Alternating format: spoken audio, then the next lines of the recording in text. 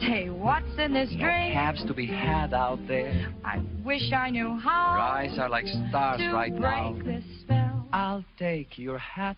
Your hair looks swell. I ought to say no, no, no. Mind sir. if I'm moving closer? At least I'm gonna say that I tried. What's the sense of hurting? That's the classic Christmas song, Baby It's Cold Outside. It was written during the Second World War, and it's been a Christmas staple ever since. But some people are now finding offense with some of those lyrics. The song has been characterized as, quote, rapey. Needless to say, there was a balderdized, politically correct version written and recorded with updated lyrics. Here's a sad sample of it. What is this drink? Pomegranate LaCroix. I wish I knew how. Maybe I'll help you to out. break this spell. I don't know what you're talking about. I ought to say no, no, no, You sir. reserve the right to say no. At least I'm gonna say that I tried. You reserve the... Quick, which version is more appealing? That's rhetorical, of course. Joining us now, Vox reporter Emily Crockett, who's written a ton about both versions of the song.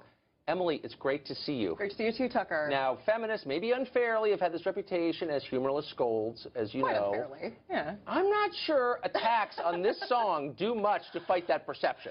Sure. So I think your first problem is considering it an attack, right? Mm-hmm. I think it's... Well, you called it rapey. That's not a positive. Wait, did I call it rapey? You said others have called it rapey. Yeah. So what I did in my piece is I did two readings of it, right? So I did the rapey reading and the romantic reading. Because when I listen to this song, I honestly have sort of two reactions to it, right? Like in the context of the time, I think it's pretty clear that, women did not have much sexual agency in the 40s, right? Women were not really allowed to express sexual desire or to, take initiative in starting, a sexual situation. And so they sort of had to play hard to get or had to just allow themselves to be seduced rather than, say, this is what I want. And so... But the decision was fundamentally theirs, wouldn't you say? Well, sure. Well... So wouldn't that put them in control? Wouldn't what put them in control? Well, if the decision is yours, you're not a passive victim, you're in the driver's seat. If the question is, do you assent or not, if someone's trying to persuade you, that suggests it's your decision. Well, so that's an interesting way of putting it. Wasn't that true? There's a difference between, putting pressure on a woman to have sex is just not cool for a variety. There's a difference between, a negotiation and, a predation. Right. So when you look at the original version of this song, the interesting thing is that the man's part is labeled wolf and the woman's part is labeled mouse, which is oh, that's kind of creepy. But so, I mean, there's when you listen to this song... Why is that creepy? Because, it's like making the man a predator and the woman a prey. But instead of isn't seduction about ambivalence on some level? I mean... It doesn't have to be. Okay, so if it's not about ambivalence, it's not seduction, though, right? Well, the question is, is seduction the ideal? Okay. Right? So the question here is, do we want women to have sexual agency? Do we want women to have a say? Right? Do we want women to just sort of to always only be pursued? Because really, when you look at this I feel like I'm back at Vassar now in my feminist poetry class. Let me just, I didn't go to Vassar, just kidding. But I didn't. So you have this flash of self-awareness at the end of the piece, which I just loved. You said this. You did. This was the bright part of the piece. I thought at a certain point, spending hundreds of words close reading a Christmas song starts to feel a little silly. Oh, of course. What's the point of yelling at people on the internet about this? Do you wish you'd stop there? No. No. Well, so it is a Vox explainer, right? Because this is a debate on the internet, and people have been hearing about it and reading about it. Right. And the reason I wrote the piece is that people might be curious why this is a debate. So the issue is that it's a debate over whether the song promotes, problematic ideas of consent, right? Don't you think that's a debate that's completely confined to small groups of silly rich people? No. You don't? No. Okay.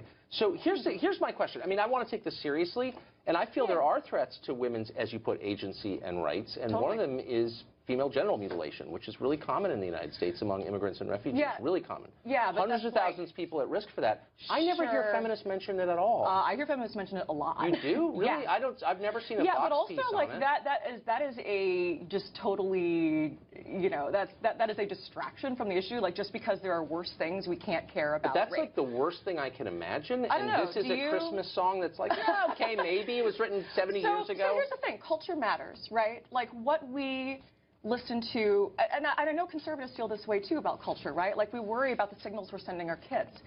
And if the signal we're sending our young men is that it's okay to badger and pressure and not listen to a woman, not respect her. Well, I'm against when that. she says no.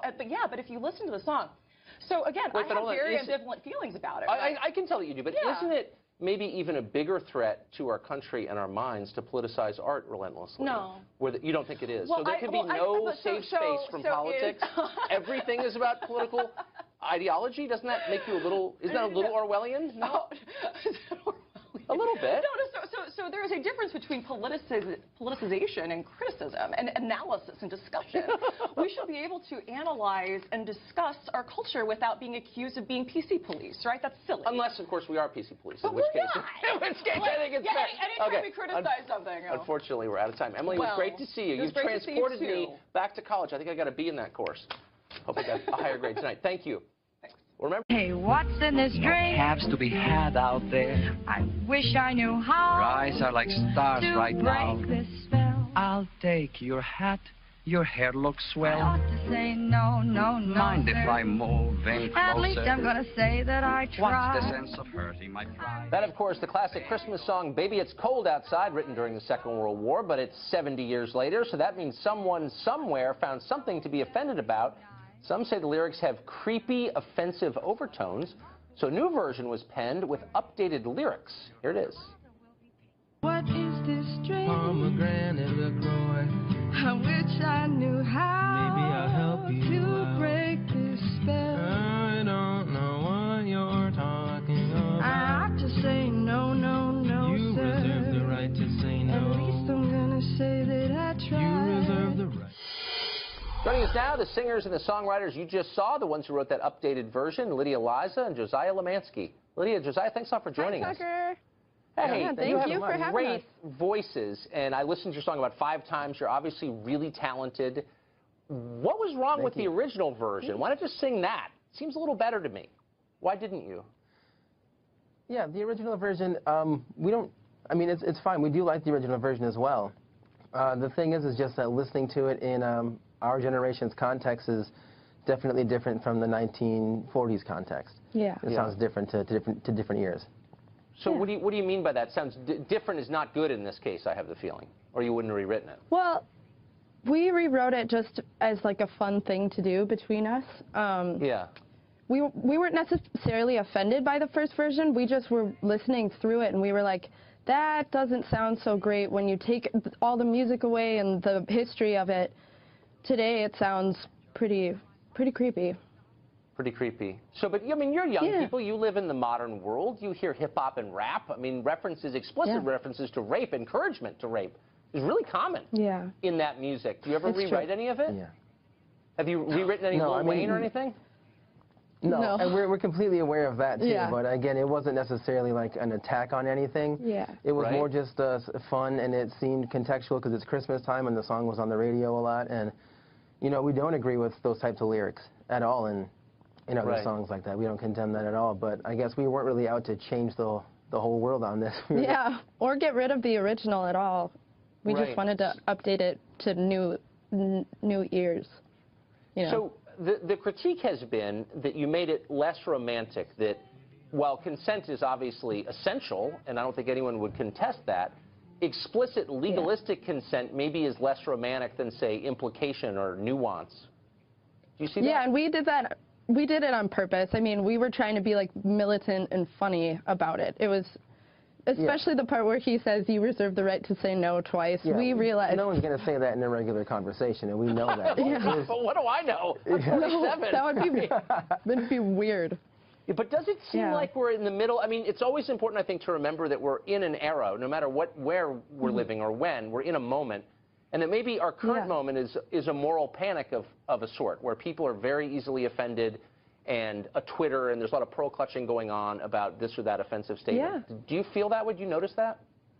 Yeah, I totally agree with you on that. In the PC cops kind of stuff, like that really is going on right now, and people are offended because we're trying to have so many conversations at once with like the Right. oversaturation of media and stuff. So it's hard to focus on one thing at a time, and so everybody Right. gets upset about a lot of things at once because there's a ton to be upset Yeah, about. a lot of information. Yeah. So what do you think? I mean, all kinds of traditional children's songs, if you look at them through the lens that a lot of people are looking at this song through, it's easy to get offended. I mean, Yankee Doodle Dandy has a line in there about "with the girls be handy." Is that adding to rape culture, do you think? Or Mary Had a Little Lamb, is that insensitive, do you think, to the animal rights people? Does it feel that way? You know, I wouldn't necessarily say that that's, you know, offensive or that's promoting rape, but I think it can't hurt to just update it. You know, just update it to a different song if you want to. Let's just kind of have some fun with it. Yeah. So like You know, I Yankee mean, Doodle got the girl's consent before getting handy with her, sort of thing?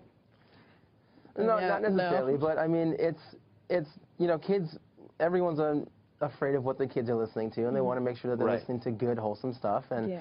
sometimes Right. it can be taken differently than how other kids take it. So making one updated version as just an example of, you know, a good example of a respectful conversation, or the correct way to Right. do something couldn't necessarily hurt. Yeah. You're familiar with the song Frere Jacques, right? Yeah. No, Frere Yeah. Jacques. I mean, there's a line in there where he's asleep, and the morning bells are ringing, and he doesn't wake up, and I'm feeling like, well, maybe that's a little insensitive to narcoleptics. Does that feel that way to you at all? That was really funny. No. No. Okay, good. Just a test. I just want to see you. We're on the same page. I didn't even know It's that. great to see you. And as much as I'm making Yeah. fun of this, because I think it needs to be made fun of, you're obviously really talented, and I appreciate your coming on. Thank you so much, Tucker. Thanks, We really Tucker. appreciate Thanks. it.